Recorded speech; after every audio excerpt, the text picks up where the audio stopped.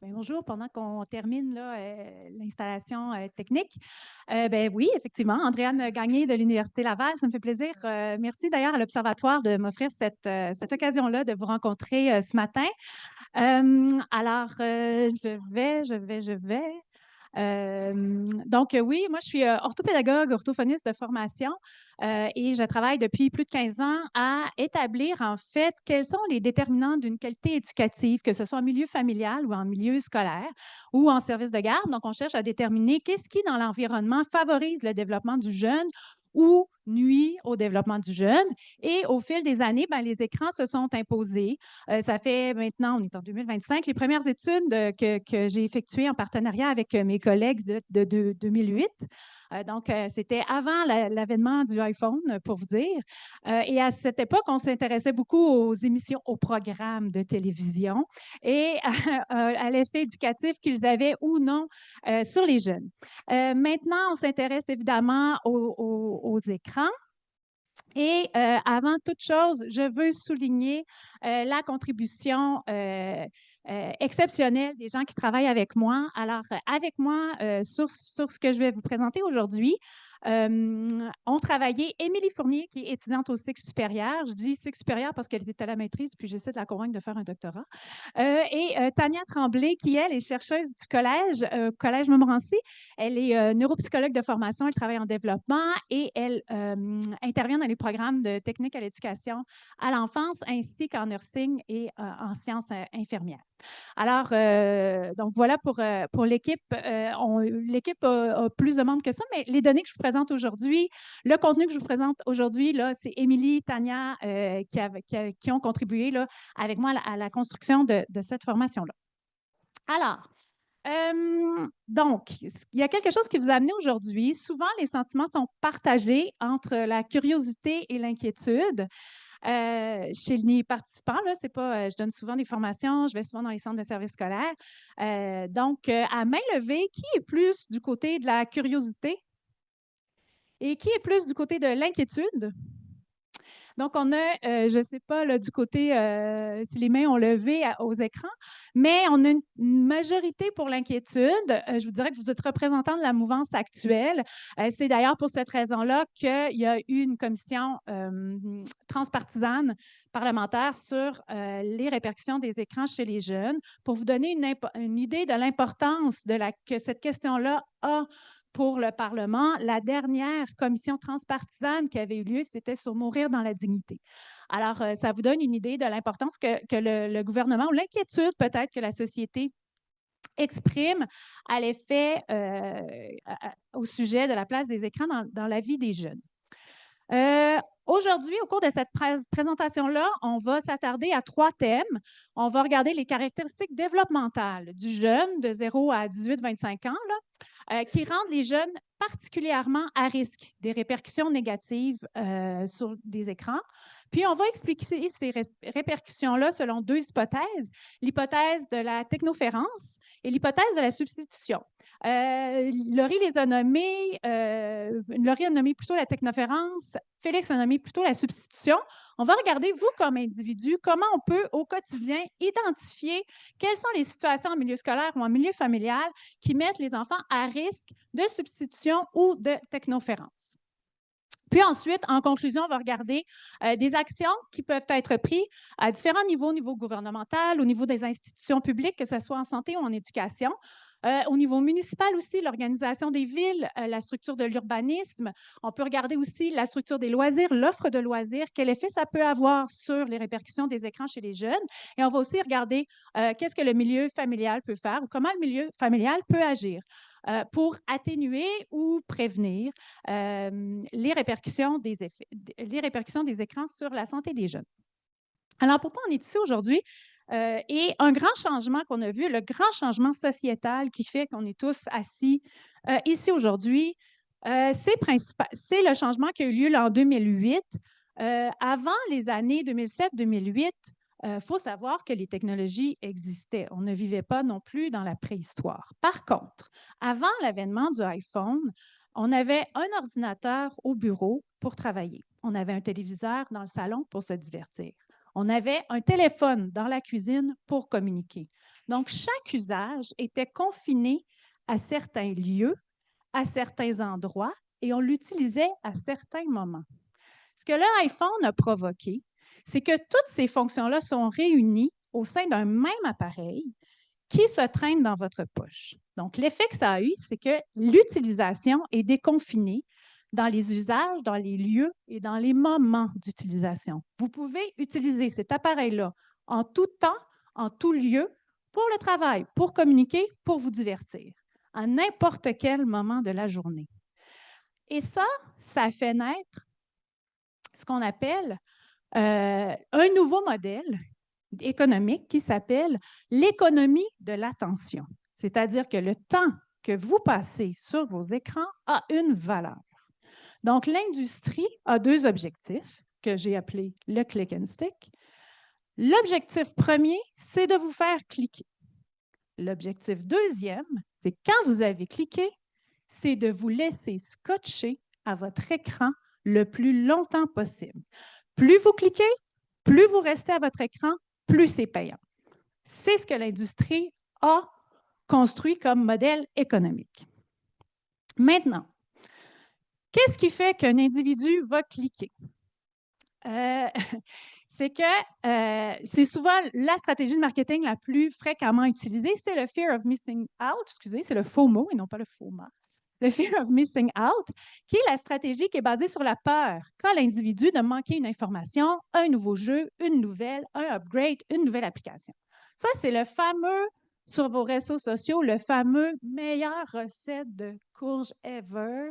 Cliquez ici dans le premier commentaire. Et bien voilà, vous vous êtes fait avoir. Vous n'avez pas besoin de recette de courge, vous n'avez pas de courge dans votre réfrigérateur, mais vous allez cliquer parce que vous ne voulez pas manquer la meilleure recette de courge ever. Ensuite, ça, c'est le clic. Alors là, ils ont réussi. Et quand ils ont fait cliquer, maintenant, ce qu'ils veulent faire, c'est qu'ils veulent vous laisser, ils veulent vous maintenir. Donc, ils vont vous offrir une recette de courge. Puis là, ils vont vous donner les ingrédients. Puis à la page 2, après 4 publicités, là, c'est la préparation de la recette de courge. Puis après ça, peut-être qu'il y a une variante de recette de courge. Donc ça, l'idée, là, c'est de vous maintenir le plus longtemps possible sur ce site-là. Il y a d'autres stratégies que la recette de courge. Dans les jeux vidéo, par exemple, c'est pas de game over. Okay? On va maintenir un jeu sur une durée illimitée. Pas de fin au fil d'actualité. Pas de fin au fil YouTube. Essayez de venir à bout de YouTube. Je vous mets au défi. Il n'y a pas de fin. Les jeux sont disponibles 24 heures sur 24, 7 jours sur 7. Les plus vieux, je me mets là-dedans. Les gens de mon âge, on se souvient qu'après, à 11 h ou à minuit, à un moment donné, la télévision, il y avait comme des bandes de couleurs, ça faisait bip, puis là, jusqu'à 5 h du matin, il n'y avait rien. Il fallait aller se coucher. Ce n'est plus obligatoire. Maintenant, si vous voulez du contenu, il y en a 24 heures sur 24, 7 jours sur 7. Et toutes les récompenses aléatoires, l'interdépendance entre les joueurs, ça, dans les écoles secondaires, quand j'en parle, ça fait toujours. L'idée, c'est de rendre les jeux vidéo, les joueurs indépendants les uns des autres. Si je quitte le jeu pour aller souper, par exemple, avec ma famille en haut, si l'enfant quitte le jeu ou l'ado quitte le jeu, il perd des points, il perd le fil. Alors, c'est un peu comme un vidéo, comment ça s'appelle, les machines à sous. Tu ne quittes pas parce que là, si tu quittes, tu vas perdre tes avantages. Donc, l'idée, c'est de maintenir le joueur, de maintenir l'utilisateur le plus longtemps possible devant son écran. Et ces stratégies de marketing-là sont très perfectionnées et très agressives. Un adulte, puis on se reconnaît tous là-dedans, on a beaucoup de difficultés à y résister. Et c'est encore plus difficile pour les jeunes. Pourquoi? Pour deux raisons. Parce que ces stratégies de marketing-là font intervenir deux fonctions exécutives qui sont l'inhibition et l'autorégulation. Donc, l'inhibition, c'est la capacité pour le jeune de se retenir. Okay? Donc, c'est des go, no go. En laboratoire, on mesure ça là, avec des go, no go. Il faut que l'enfant résiste à son réflexe d'appuyer ou de faire une action. Donc, ça, c'est l'inhibition. Donc, les jeunes, l'inhibition, c'est quelque chose qui se développe de 0 à 25 ans. Les fonctions exécutives, grosso modo, c'est un développement 0,25. Donc, plus les jeunes, plus l'âge est jeune, plus les jeunes sont impulsifs. Donc, seuls devant un écran, ils vont avoir tendance à cliquer plus qu'un adulte. Ça, c'est la première chose.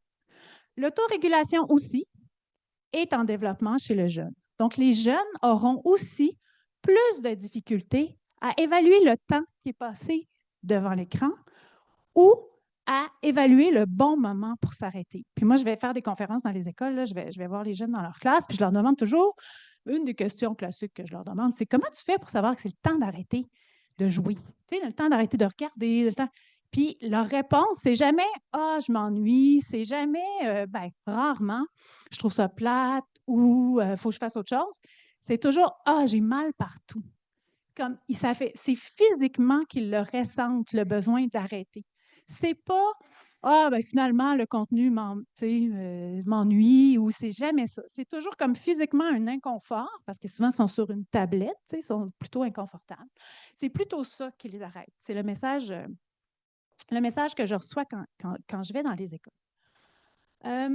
Bon, mais ce qui fait que comme les jeunes ont des fonctions inhibitrices et des fonctions d'autorégulation en développement, bien, c'est évident que ça fait des usagers parfaits pour l'industrie. OK? Donc, c'est aussi, je mets aussi en garde, il y a des parents qui peuvent se dire « Ah, mais moi, mon jeune, je vais le laisser, je vais adopter une attitude plus, je le laisse aller, il va s'en rendre compte quand ça va faire trop longtemps, il va creuser sa propre tombe, puis il va finir par se rendre compte, là, puis il va se rendre compte qu'il manque plein d'activités. Ça ne va pas marcher parce que toujours, l'industrie va essayer de le faire cliquer, puis il va essayer de le laisser coller à l'écran le plus longtemps possible. Donc, ce sont une clientèle parfaite, en fait, pour cette économie d'attention-là qui est née avec l'avènement des appareils portatifs.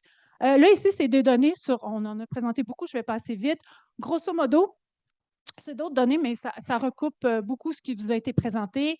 Une majorité des jeunes, on s'intéresse beaucoup aux 2 heures par jour parce que c'est la recommandation. Il y a deux... là, Félix, je t'entends dans ma conscience qui dit oui, mais le temps, c'est pas si important. Reste avec moi jusqu'à la diapo 25, OK? Donc, mais c'est quand même, comme c'est une recommandation, c'est souvent ça qui est demandé dans les questions de sondage. Il y a 2 types de temps là, auxquels on est particulièrement attentif. C'est le 2 heures parce que c'est là-dessus que sont construites les recommandations. Puis, il y a le 4 heures. 4 heures par jour, on sait que si un enfant, un adolescent passe plus de 4 heures par jour sur un écran, là, il y a un risque plus important de répercussions sur sa santé et son bien-être. Fait que, il y a le 2 heures, puis qui est selon les recommandations, puis il y a le 4 heures, que là, on sait que le 4 heures est risqué et on va comprendre pourquoi dans les prochaines minutes. Donc, ici, vous les voyez, grosso modo, 2 heures par jour chez les élèves du primaire. Vous avez en vert foncé les données pour la semaine et les données pour la fin de semaine. Grosso modo, au primaire, c'est un élève sur 5 la semaine, plus d'un élève sur 2 qui passe plus de 2 heures. Puis, je pense que c'est 4 heures. Ici, on a le 4 heures, là où on a vraiment plus un drapeau rouge avec 4 heures par jour. Au primaire, ça reste un phénomène relativement rare les jours de semaine. On a 4 Et au secondaire, c'est quand même un élève sur 5 qui passe plus de 4 heures par jour à l'écran les jours de semaine. Les jours de fin de semaine, j'y fais moins attention et vous comprendrez à la diapo 25. Alors, et qu'est-ce qu'ils font pendant ce temps-là? Peut-être font-ils du contenu créatif. Ils lisent Proust, que sais-je. Alors, voici dans l'ordre l'usage que font les jeunes des sites web, là, dans l'ordre. Là, juste portez attention, c'est 2021 les données. Alors, on est en pleine pandémie. L'ordre reste le même en 2025. Par contre, c'est le nombre d'heures qui a descendu un petit peu depuis 2021. Donc, l'usage le plus répandu, oui, autre donnée importante, vous allez voir en colonne bleue ce que les anglophones appellent les twins, c'est les 10-12 ans. Puis ce que vous avez en vert, c'est les 12-17 ans. OK? Donc, les twins et les teens. Alors, vous voyez que c'est YouTube et télé, vidéo en continu qui remportent la palme. En deuxième position, les jeux vidéo. Ensuite, vous avez navigué sur des sites principalement magasinés. OK? C'est les sites d'achat. Et vous avez finalement utilisé les médias. Vous voyez ici qu'entre le 10-12 ans et le 12-17 ans, il y a un changement important d'habitude, c'est-à-dire qu'il y a une augmentation de la navigation sur des sites de consommation légale, là, de magasinage. L'utilisation des médias sociaux fait un bond spectaculaire là, entre 12 et 13 ans. Fait que c'est à peu près l'usage qu'ils en font. Que ce soit la semaine ou la fin de semaine, il n'y a pas tant de différence dans les données. Les recommandations, je voulais vous montrer les recommandations mais d'autres l'ont fait avant moi. Juste peut-être ajouter, il y a deux organismes qui émettent des recommandations. La Société canadienne de pédiatrie, qui en émettent jusqu'à l'âge de 17 ans, qui sont les recommandations que Laurie vous a présentées. Mais il y a aussi la Société canadienne de physiologie et de l'exercice qui, elle, en émet pour les adultes au-delà de 17 ans. Alors, grosso modo, la différence entre les deux, c'est que la Société canadienne de pédiatrie ne prescrit aucune limite de temps. Elle prescrit plutôt un contenu approprié puis un accompagnement approprié, alors que la Société canadienne de l'exercice recommande encore 2 heures par jour avec des pauses aux 30 minutes. L'idée étant de limiter les répercussions musculo-squelettiques dans le 5-17 ans. Le 17 ans et plus, on est dans le maximum de 3 heures de temps de loisir. Ici, on commence à distinguer évidemment le temps de loisir versus le temps de travail. Devant un écran avec aussi des interruptions aussi fréquentes que possible. Juste ajouter, ça c'était pour les répercussions. Pourquoi ces recommandations-là existent? Bien qu'imparfaites, elles existent parce que il y a eu de la documentation, il y a une littérature scientifique assez solide, là, assez convergente, à l'effet qu'il peut avoir des répercussions sur la santé et le bien-être, notamment sur la sédentarité. On en a parlé abondamment. Sur l'alimentation, je vais y aller vite. Là. Vous avez les références si vous voulez aller voir les revues de littérature qui ont été faites à cet effet-là. Il y a l'INSPQ, le M3S qui date de 2020-2022. Donc, sur l'alimentation, il y a l'adoption de mauvaises habitudes alimentaires. On remarque qu'il y a des repas de moindre qualité chez les personnes qui ont un plus grand nombre d'heures consacrées quotidiennes à l'usage des écrans. Le sommeil, Félix en a parlé un petit peu, une diminution de la durée de la qualité du sommeil.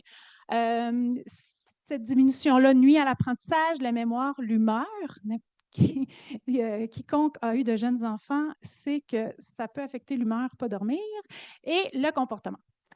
Ensuite, l'Ordre des opticiens d'ordonnance et optométristes souligne qu'il peut y avoir aussi des troubles oculaires. On remarque notamment une augmentation de la myopie.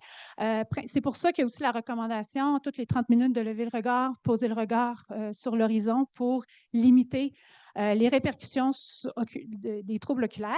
Puis, il y a les troubles musculo-squelettiques, les tendinites, les douleurs. Ceux-là, quand j'interviewe des jeunes, c'est à peu près ça qui me rapporte le plus. Ouais. Ensuite, il y a des caractéristiques de l'enfant qui peuvent être associées à un risque plus accru de la présence de répercussions.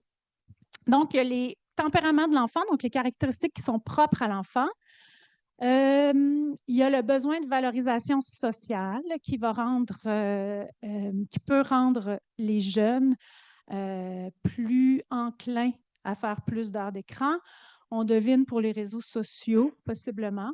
L'impulsivité, mauvaise habileté d'autorégulation. Donc, ça, c'est les caractéristiques qui réfèrent directement aux stratégies de marketing qui sont mises en œuvre précisément pour les garder à l'écran. Donc, ça, c'est les caractéristiques propres à l'enfant. Il y a aussi des facteurs socio-familiaux. J'ai mis 3 astérix parce qu'il faut les prendre avec grande précaution. Je les présente pour le bénéfice de tous. Par contre, ce n'est pas tant la caractéristique familiale que ce qu'elle provoque comme habitude de vie dans la vie de famille qui fait la différence. Donc, Je m'explique. On sait que les enfants qui sont issus de familles monoparentales, qui ont un trouble développemental ou un problème de santé, une absence de frères et sœurs, ont des temps écran un petit peu plus élevés que les autres enfants. Mais maintenant, on ne va pas demander à personne de pas avoir, de faire une fratrie simplement pour diminuer le temps écran du plus vieux. Ce n'est pas ça. C'est que ces structures familiales-là, sont reliées à plus de temps de gardiennage seul, à plus de temps seul. Et ce temps seul est souvent occupé en faisant de l'écran. OK? Les deux autres, avoir une fratrie plus âgée, ici, c'est plutôt une question de contenu. Donc, l'enfant qui a une fratrie plus âgée, souvent, va être exposé à des contenus non adaptés pour son âge plus fréquemment qu'un autre. Finalement, il regarde la télé ou il joue aux jeux vidéo avec son plus grand frère. Et les enfants nés à l'extérieur du Canada, il y a un temps d'écran qui est augmenté. Encore là, ça peut être beaucoup pour la communication avec les membres de la famille qui habitent loin et possiblement aussi parce que l'écran devient aussi un vecteur de culture d'origine. OK? Donc, écouter de la musique, écouter les films. Donc, il y a ça aussi qui rentre en ligne de compte. Bon, alors là, je vous ai tout dit ça pour finalement vous dire que tout ça, ce n'est pas un très bon prédicteur des répercussions des écrans sur les jeunes. En fait, les répercussions ne s'expliquent pas tant par ni le tempérament de l'enfant, ni la structure familiale. En fait, les répercussions s'expliquent par deux phénomènes. Et ces phénomènes-là peuvent arriver dans n'importe quelle famille, auprès de n'importe quel enfant. Je vous ai présenté des facteurs où les enfants étaient plus à risque, mais la technoférence et la substitution, ce sont ces deux hypothèses explicatives des répercussions des écrans sur les enfants. On va définir chacune des deux. D'abord, il y a la technoférence. Laurie l'avait défini un petit peu, c'est les interruptions quotidiennes dans les interactions interpersonnelles ou dans le temps passé ensemble en raison de dispositifs technologiques, numériques et mobiles. On en a eu un exemple. Et je m'excuse de vous mettre sur la sellette, mais je vais le faire. Est-ce que vous vous souvenez d'avoir vu la notification pendant la présentation de Félix? Qui s'en souvient? Est-ce que vous vous souvenez quel était le contenu de cette diapo? Pendant qu'il présentait et que la notification est apparue, qui se souvient de quoi il parlait? Oh, quand même! À l'œil, on a presque... Clairement, cette moitié-là est plus attentive que la moitié à gauche. Alors ça, c'est de la technoférence. OK? Donc oui, ça arrive en milieu familial, mais ça arrive aussi en milieu scolaire, ça arrive au bureau, ça arrive dans tous les milieux. Donc ça, on en a eu un très bon exemple. Merci de me l'avoir offert. Donc ça, c'est vraiment plus en milieu scolaire. Vous pouvez imaginer quand chaque enfant a son écran, on va en discuter plus longuement, mais c'est ce qui arrive, OK, de la technoférence à répétition. Ensuite, il y a le phénomène aussi de la substitution. Félix en a parlé.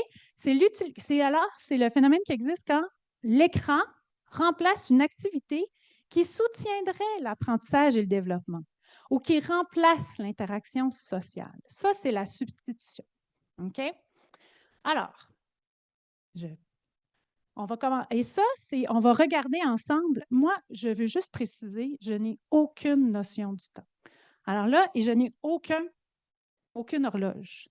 Alors, il faudrait m'aviser peut-être à 30 minutes, tu sais, quand ça fera 30 minutes, puis peut-être 10 minutes avant la fin. Ça fait 25. OK, on y va. Donc, les écrans au quotidien. Alors, il y a l'écran est présent au quotidien de différentes façons. D'abord, l'écran peut être utilisé par un père. OK? Alors là, ici, quand l'écran est utilisé par un père, ça va être plutôt relié à la technoférence. OK? L'écran peut être utilisé par le jeune lui-même. Alors là, ici, quand l'écran est utilisé par le jeune, là, on est plus face au phénomène de la substitution. Puis, finalement, l'écran peut être utilisé par absolument personne. Et là, ici, on va être aussi dans la technoférence. OK? Puis on va regarder chacun des cas de figure, puis on va analyser chacun des cas de figure au regard de la technoférence et au regard de la substitution. Donc, la technoférence. Alors là, j'ai un court vidéo à vous montrer. C'est une vidéo par des psychologues qui ont un laboratoire aux États-Unis. Donc, vous allez voir, je ne sais pas s'il y en a qui sont psychologues qui ont déjà vu le Still Face Experiment. Je vais l'expliquer. Si je n'étais pas à 25 minutes, je vous l'expliquerai, mais sinon, je vais vous l'expliquer cet après-midi. Sinon, en fait, ce qu'ils ont fait, c'est qu'il y a une mère et un enfant, ils jouent ensemble dans une salle de jeu avec une vitre teintée. Et à un moment donné, l'expérience consiste à faire sonner ou biper le téléphone de la mère. Et la mère doit interrompre le jeu pour prendre le téléphone et répondre au texto qu'elle vient de recevoir. OK? Et vous allez voir ici dans la vidéo la réaction de l'enfant. L'argent que tu dépenses pour t'acheter du café, tu pourrais choisir de l'investir. L'appli Investly te propose un portefeuille qui te convient et le gère pour toi. Investly, simplifie-toi la vie. Baby after baby seems completely On va le transfixed. mettre à 45 secondes, si c'est possible. Encore. Oui, ici, c'est parfait. It's decided to create an experiment which these two researchers are helping us replicate. A mom comes into a laboratory. She's asked to scroll and type and focus on her screen just for 2 minutes. The videotape showing something maybe adults don't see when we're home alone. This is not about parent guilting because parents feel so torn and sometimes we have to get things done. This is 2.5-year-old Jensen. I think he's about to suss out that she's on the device. It takes just 15 seconds for Jensen to start his campaign to get Mom Melissa to look up from that screen. We have some other things we do, Mommy. We have some other things to do, Mommy. And he just walks away. Yeah. She has been asked by researchers to do something very difficult for her. Keep looking down. And remember, just 2 minutes. Come on, Mommy. He repeats the plea 7 times. We have another thing to do, Mommy. Mommy! You gonna listen to me, Mommy. Listen to me, Mommy. So let's not deceive ourselves into On peut believing l'arrêter maintenant. that children don't notice. They see it as an Merci. Alors, vous avez vu la réaction de l'enfant en 15 secondes à peu près. L'enfant, bon, il ne se désorganise pas, mais devient plus bruyant, plus impatient. Et il remarque que le parent est en train de répondre, a quitté l'interaction enfant-parent pour aller répondre à son téléphone. OK? Donc, c'est ce qu'on appelle, c'est un bon exemple de technoférence. Est-ce que je peux revenir à ma diapo? Merci. Voilà, c'est un bon exemple de technoférence. C'est des choses qui arrivent quotidiennement, plusieurs fois par jour dans n'importe quelle famille. Et puis, comme disait la chercheuse, soyons pas dupes, les enfants le notent.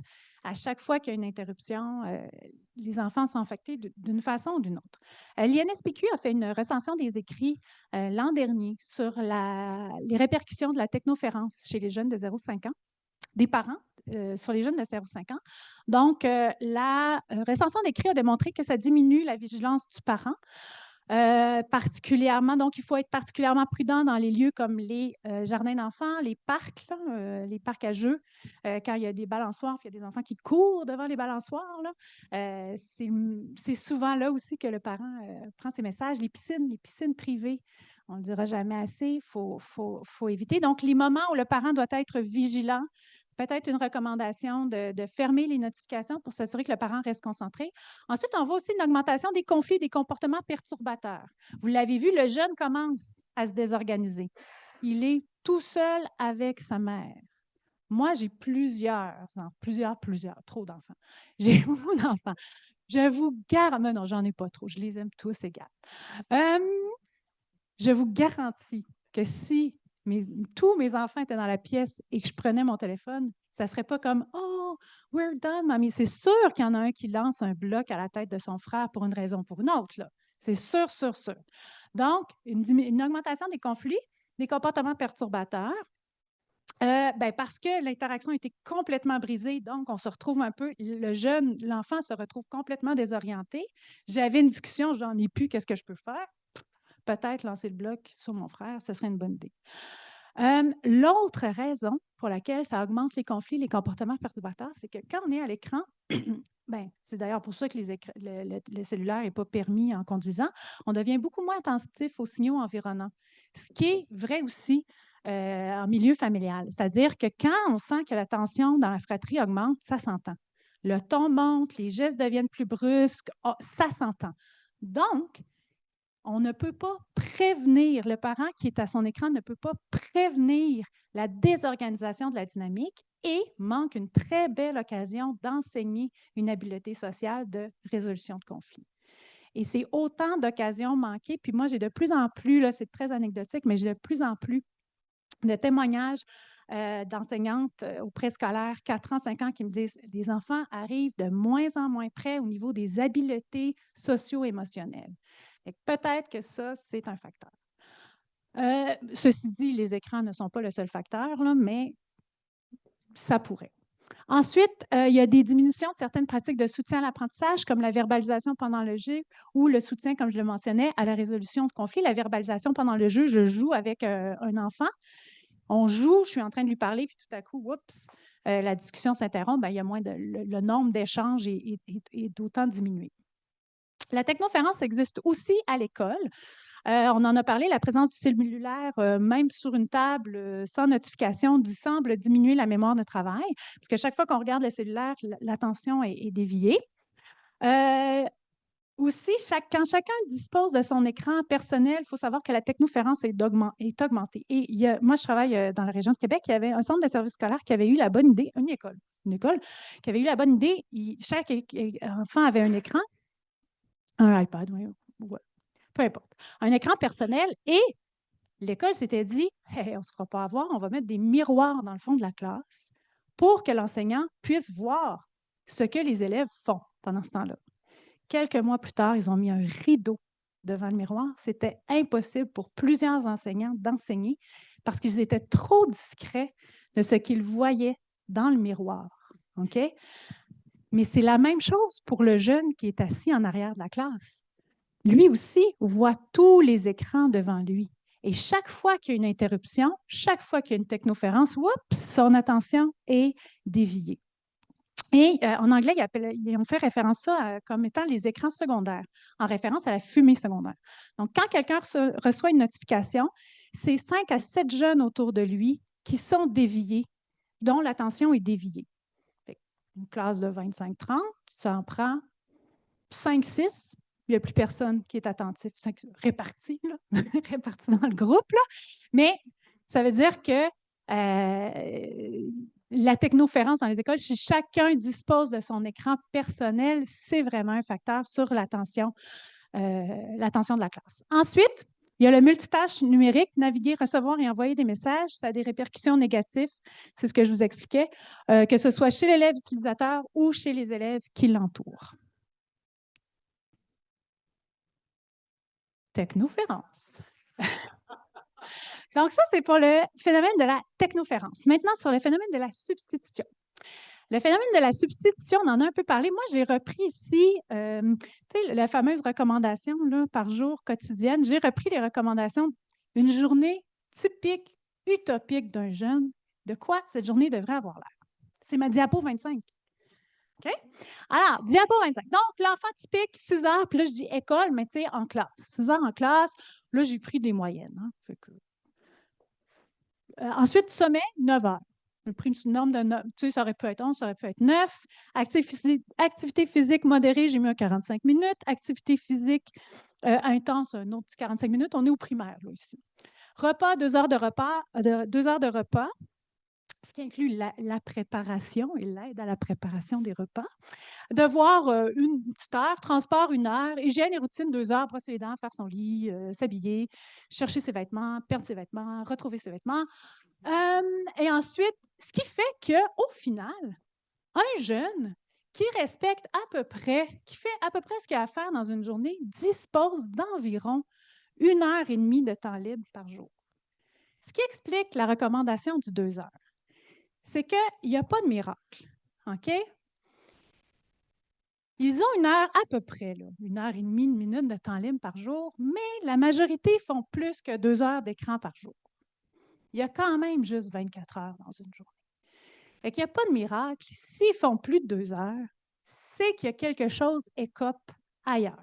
OK? Et c'est pour ça que il faut vraiment comprendre la recommandation du 2 heures. C'est pas votre enfant écoute 2 heures et demie de télévision, son cerveau explose. Il en écoute 1 heure et demie, tout va bien. C'est pas du tout ça. Mais quand on le regarde avec cette perspective-là, c'est qu'à partir de 2 heures, il y a quelque chose d'autre qui se fait pas.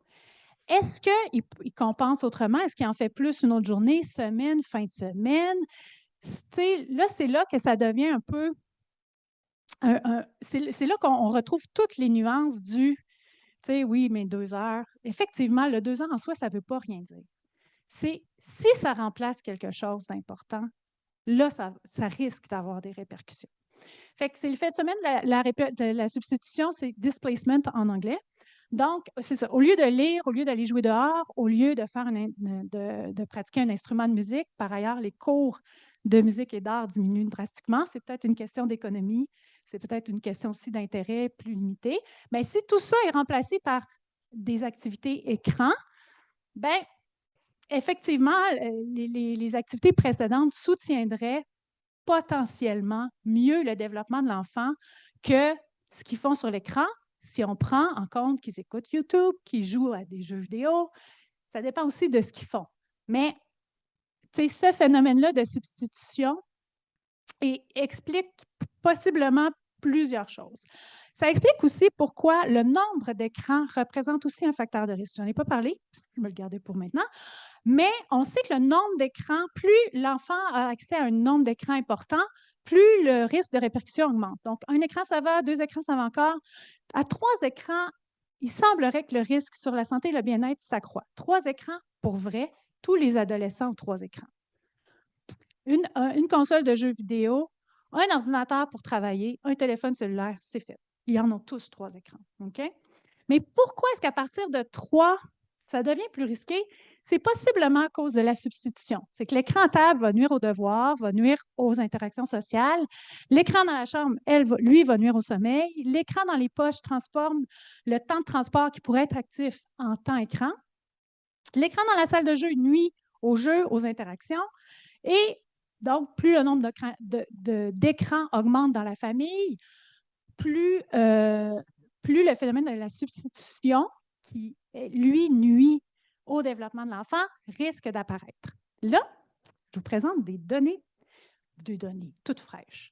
On fait actuellement une étude et on recense l'usage des écrans dans les familles. Ça, c'est des données là, ce ne sont pas des vraies données de recherche, là, c'est comme l'échographie des données qui vont sortir dans 9 mois. C'est comme la première. Donc, ici, comment sont vécues les substitutions dans les familles? Donc, on est allé chercher la perception des parents. La question qu'on a posée aux parents, c'était si votre enfant passait moins de temps devant l'écran, que croiriez-vous qu'il ferait? Alors, dans l'ordre, on donnait des choix. Mon enfant s'occuperait seul. On donnait oui, non, préfère ne pas répondre. C'est pour ça, les préfèrent ne pas répondre, c'est pour ça que la ligne ne se rend jamais à 100 %. Donc, la majorité des parents pensent que, près de 80 des parents pensent que si les enfants utilisaient moins les écrans, ils s'occuperaient seuls. J'en reviens avec la discussion de Laurie. Est-ce que c'est inquiétant? Moi, il y a une partie là-dedans qui ne m'inquiète pas parce que je me dis, il serait tout seul, il n'interagirait pas avec ses parents. C'est peut-être moins grave, mais en même temps, je suis un peu d'accord avec le fait que s'occuper seul, ça aide. Moi, je me souviens d'avoir souvent dit à mes parents, je ne sais pas quoi faire. Puis il y avait 2 choix de réponse. Veux-tu, je te trouve quelque chose à faire ou trouve-toi quelque chose à faire. Puis ça, je ne suis pas sûre que ces phrases-là existent encore. Mais le s'occuper seul, c'est la réponse la plus commune. Mon enfant, ça apprendrait à s'occuper seul s'il faisait moins d'écran. Ensuite, dans les données qui me titillent, j'ai hâte de voir quelle tangente ça va prendre, il interagirait plus avec les membres de la famille. Et dans les moins, contrairement aux données que Félix vous a montrées, les parents ne perçoivent pas que les enfants dormiraient davantage, mais je veux simplement préciser qu'ici, je suis dans le 4 à 12 ans et non pas dans le 12-17 ans, ce qui va faire une grande différence, puis je ne l'ai pas morcelé par âge. Okay? Donc, moi, ce qui m'inquiète ici, c'est que les parents disent que si mon enfant passait moins de temps devant l'écran, il interagirait plus avec les membres de la famille, sortirait plus à l'extérieur, jouerait avec ses amis. Donc, ça semble être là je pense, en tout cas, je vais regarder, je vais suivre ces données-là pour voir si cette substitution-là, c'est pas cette substitution-là, en fait, qui a une répercussion là, sur les écrans. Interagir avec les membres de ma famille m'intéresse particulièrement parce que ça peut avoir des conséquences sur la cohésion familiale, notamment. Et la santé mentale aussi, la prévention du bien-être et de la santé mentale. Juste un mot pour dire que la substitution existe aussi dans les services de garde et à l'école. Donc ici, c'est des images qui, finalement, l'animation ne fonctionne pas, mais grosso modo, c'est la même chose. On a le même phénomène. C'est-à-dire que, mettons, dans certains centres de services scolaires, les enfants mangent dans leur local devant un écran. C'est une habitude qui est née avec la COVID. Tu sais, les enfants devaient rester groupés en groupe. Fait que pour pas qu'ils défassent la classe pendant l'heure du midi puis que le professeur ait encore un milieu de travail sain au retour de la pause du midi, ben on les mettait devant l'écran. C'est une habitude qui est restée encore dans plusieurs centres de services scolaires. Donc, ce faisant, ben, on diminue beaucoup les interactions sociales, on diminue beaucoup l'opportunité que pourrait avoir le service de garde d'enseigner des habiletés sociales, d'enseigner des habiletés de résolution de problèmes à table. Ici, on ne le voit pas, mais la substitution, c'est très bien. Là, je ne suis pas contre les laboratoires informatiques à l'école, mais il ne faut pas non plus que ça, si ça remplace le coin lecture de la classe, là, j'ai un bémol. L'écriture papier versus l'écriture numérique. On sait que chez le jeune, le geste moteur, ça aide à l'apprentissage. Donc c'est important de garder le geste moteur pour favoriser l'apprentissage de l'écriture. Puis finalement, ici, la dernière image, c'est que de façon anecdotique, il y a des enseignants au cégep qui me disent que les étudiants au cégep, ils ont noté qu'ils sont moins aptes à travailler en équipe, qu'il y a moins de cohésion sociale au cégep. Voilà. L'effet de la substitution j'en viens, l'effet de la substitution chez les plus âgés, diminution des qualités de relations sociales au cégep. Ensuite, j'ai aussi des témoignages, je ne l'ai pas encore évalué, puis c'est dans le collimateur là, pour à moyen terme, mais les conseillers en orientation scolaire au secondaire me témoignaient qu'ils remarquaient que les jeunes, quand vient le choix de faire leur choix de carrière, les jeunes se connaissent peu. Ils ont peu d'intérêts diversifiés parce qu'il semble que leurs expériences est moins variées.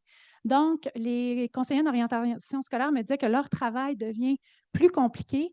Puis, il y en a qui me disaient, ils ne peuvent pas tous devenir concepteurs de jeux vidéo. Là, c'est comme, puis c'est pas parce que tu es bon en jeux vidéo que tu vas être bon concepteur de jeux vidéo. Fait qu'il y a quelque chose là. J'attends un peu que le temps passe avant d'adresser directement la question d'un point de vue scientifique parce que je pense qu'on gère encore la génération COVID où il y a eu très peu d'activités de loisirs disponibles pour les jeunes. Donc, c'est peut-être un peu normal que les jeunes se connaissent moins, qu'ils aient moins développé d'intérêts diversifiés.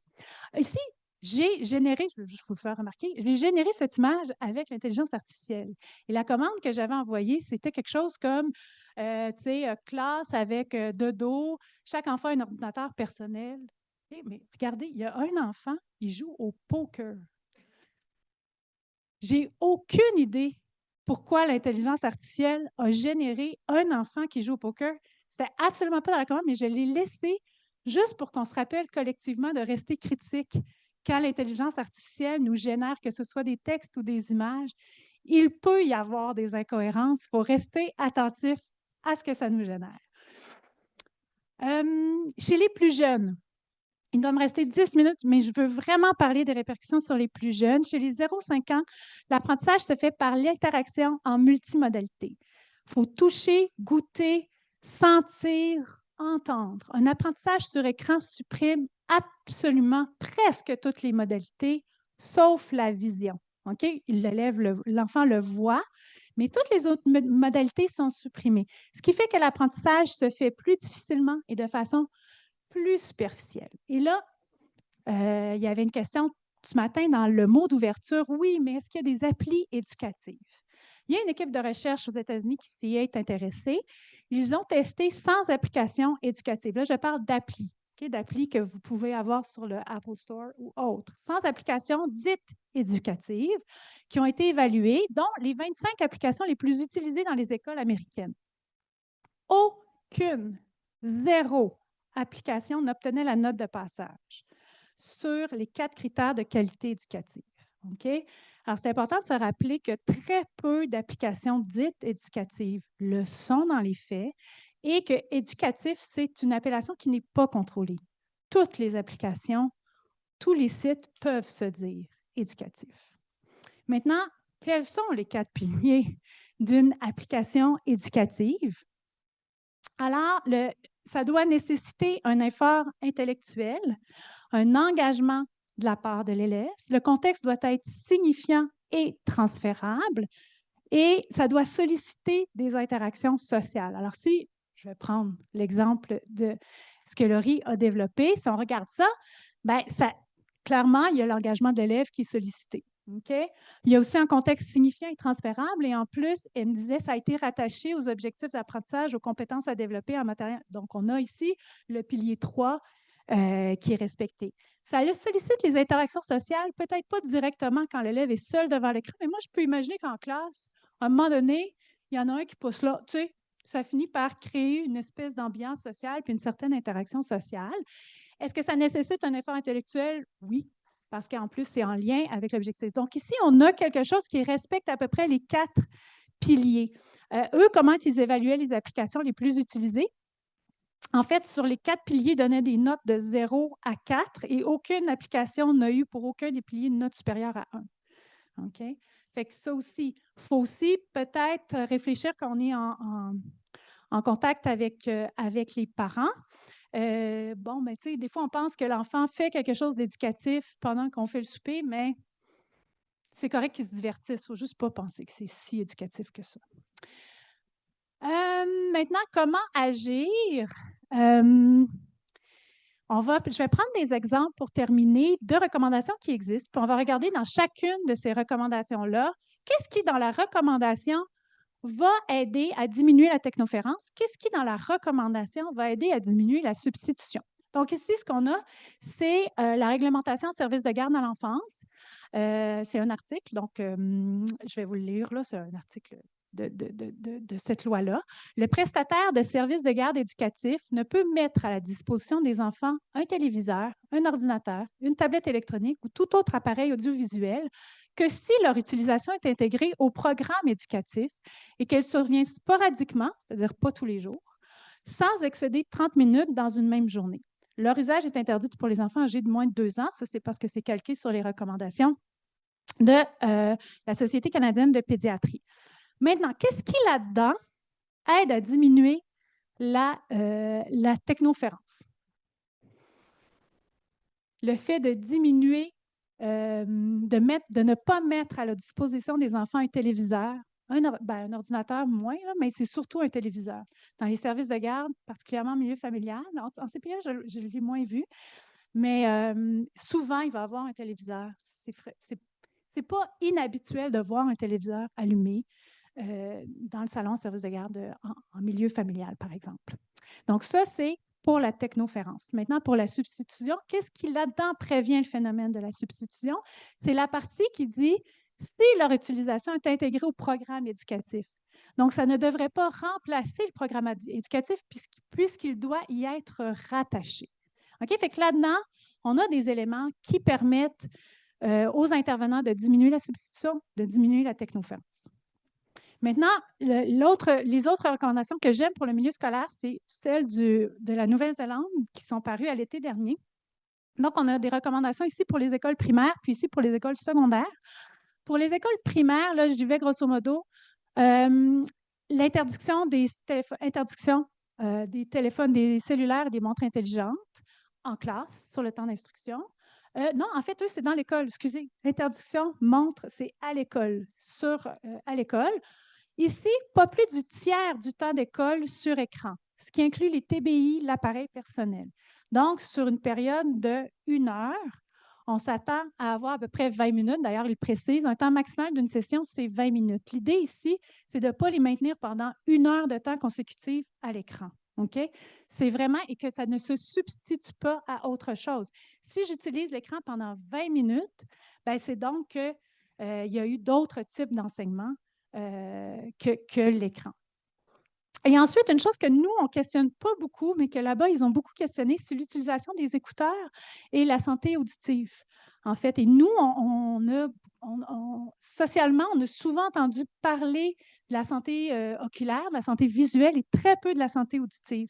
Eux, ils l'ont adressé, ils interdisent l'utilisation des écouteurs. Fait que ce faisant, dans une classe de 30, vous comprendrez que ce n'est pas chacun qui peut écouter son YouTube, parce que sinon, ça deviendrait cacophonique. Fait que juste de limiter l'utilisation des écouteurs, ça a aussi un effet très inhibant. Là. Chez les 13-18 ans, ben, il y a encore l'interdiction du cellulaire et de la montre. Ici, il y a idéalement un changement d'activité à toutes les 20 minutes, limiter l'utilisation des écouteurs, usage éducatif seulement dans les écoles, pas de réseaux sociaux, pas de divertissement. Donc, pas de films récompenses. On peut le questionner, mais bon, eux, c'est la décision qu'ils ont prise. Et les devoirs papier sont préconisés, sauf si c'est impossible de le faire. Bon, finalement, je vous laisse avec ça. Je sais qu'il y avait des gens du milieu scolaire, des gens de services de garde, des gens des services sociaux avec les familles. Juste quelques petites mentions sur ce qui peut être fait à différents niveaux. C'est sûr qu'au niveau gouvernemental, ben là, ils sont en train de le faire, de regarder s'il y a une réglementation qui devrait être faite. Au point de vue des institutions publiques, ben, les écoles, les centres de services scolaires, ben, ils ont un double mandat. Ils ont à la fois le mandat d'éduquer les élèves et leurs familles, de faire l'éducation aux médias, et à la fois le mandat de rendre les élèves compétents, de développer la compétence numérique. Les M3S, on est surtout dans un mandat de sensibilisation, de suivi des répercussions et de documenter le phénomène. Finalement, pour les municipalités, je vais peut-être y aller ici. Pour les loisirs, beaucoup de temps. Écran est utilisé dans le 4 à 6 heures, là, le retour à l'école. C'est sûr que si on augmente l'offre de loisirs, si on augmente l'offre de loisirs, les occasions de socialiser dans cette tranche d'âge-là, on pourrait d'abord augmenter les relations sociales entre les jeunes, puis d'autre part, diminuer le temps d'écran, parce qu'il y a beaucoup de temps d'écran qui se fait là. Ensuite, le temps d'écran de 4 à 6 est rarement supervisé et accompagné. Je le mentionne au passage. Et pour les familles, ben, comme Félix le disait, un plan médiatique muable dans le temps, c'est-à-dire que quand c'est les vacances, c'est correct que ce ne soit pas les mêmes restrictions que pendant le temps école. Les grèves, quand il y a des phénomènes comme les grèves, les congés, rediscuter, OK, là, on va augmenter, tu as du temps libre, tu fais toutes tes autres activités, tu vas écouter plus de films, c'est parfait, mais n'oublie pas que quand l'école recommence, on va revenir. Il faut que la pâte à dents reste dans le tube, parce que c'est un peu un cercle vicieux aussi. Si l'enfant s'habitue à faire 3, 4, 5 heures d'écran, ça va être très difficile quand l'école va reprendre de redescendre l'utilisation des écrans. Puis là, je parle de temps, mais en fait, c'est la substitution. C'est qu'on ne veut pas que ça remplace autre chose qui, eux, soutiennent le développement de l'enfant. Alors, ça va me faire plaisir de poursuivre la discussion avec vous sur l'heure du midi ou cet après-midi, ou si vous avez des questions immédiatement, ici, on a le temps, on peut. Oui, on va prendre le temps pour les questions. Merci beaucoup. Ça fait plaisir. Alors, tout à l'heure, on a commencé avec les questions en ligne. Peut-être que là, j'offrirai la possibilité aux questions dans la salle. Est-ce que vous avez des questions? Puis si vous avez des questions, peut-être aller au micro pour nous permettre. Oui, j'avais une question. Est-ce que vous voulez vous avancer au micro pour que les gens en ligne. Ah! Il n'y avait pas de question. Bon. Alors, j'en profite pour souligner la présence des étudiants du Cégep de Jonquière qui sont dans le parcours recherche-études, qui sont venus avec leurs profs. Bienvenue. J'ai des commentaires en ligne, questions. Vous y avez un peu répondu. Les jeunes ont-ils réellement une chance de résister à l'industrie de l'attention qui possède énormément de moyens? Pensez-vous que des réglementations devraient baliser les pratiques de l'industrie? On parle de réglementation au niveau gouvernemental. Est-ce que c'est la même chose? Oui, ben, il y a deux types je pense que les autres panélistes là, vous compléterez avec moi là, si je n'offre pas une réponse complète. Effectivement, à l'étude actuellement, il y a certaines restrictions. Il y a l'utilisation de stratégies de marketing basées notamment sur les mêmes stratégies de jeux de hasard et d'argent. Donc, les récompenses, là, le mot m'échappe, comment Oui, c'est ça. Les lookbox, ouais, en tout cas, bref. C'est des surprises que tu achètes. Et sachez-le, l'industrie, là, ils savent exactement dans le jeu vidéo, par exemple, moi, mes enfants, ils doivent mettre une minuterie quand je les oblige pas à arrêter, mais ça doit au moins sonner, puis ils doivent au moins se lever la tête quand ça sonne. Puis, en fait, j'ai réalisé que leur minuterie, c'est 20 minutes. Puis, à 18-19 minutes, on leur offre. Il y a quelque chose qui pop, puis on leur offre quelque chose, une récompense, que s'ils continuent un petit peu plus longtemps, ils vont avoir cette récompense-là. Probablement parce que l'algorithme a détecté qu'après 20 minutes, mes enfants arrêtent. Donc, à 18-19 minutes, ils envoient un incitatif pour qu'ils poursuivent plus longtemps, juste avant. Fait que là, ils sont comme... ben là, sont habitués, tu fermes quand même. Mais effectivement, c'est le genre de choses qu'on pourrait réglementer. Quand on pense à toutes les réglementations qui existent pour le CRTC, pour la publicité qui est adressée directement aux jeunes, normalement, ces réglementations-là devraient s'appliquer aussi au web, mais ça ne l'est pas nécessairement. Donc oui, le gouvernement est en train de regarder actuellement publicité, incitatif à rester en ligne.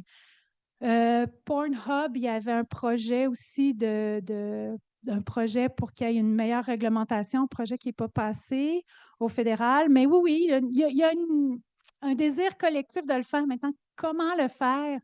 C'est une autre paire de manches. Ouais. Merci. J'ai une autre question. C'est en lien avec la technoférence. Ouais. Peut-il y avoir des répercussions sur le lien d'attachement avec le parent? Oui aussi. C'est pour ça que j'ai parlé brièvement du Still Face Experiment. Là, en très jeune âge, là, ceux qui sont en psychologie ont peut-être vu cette vidéo-là, sinon googlez ça ce midi, le Still Face Experiment. C'est une expérience qu'elle avait fait dans les années 70 en psychologie. Et c'est que vous allez voir, il y a un enfant qui est assis sur une chaise haute. Puis on est allé dans les années 70, là, bien avant l'avènement du téléphone cellulaire.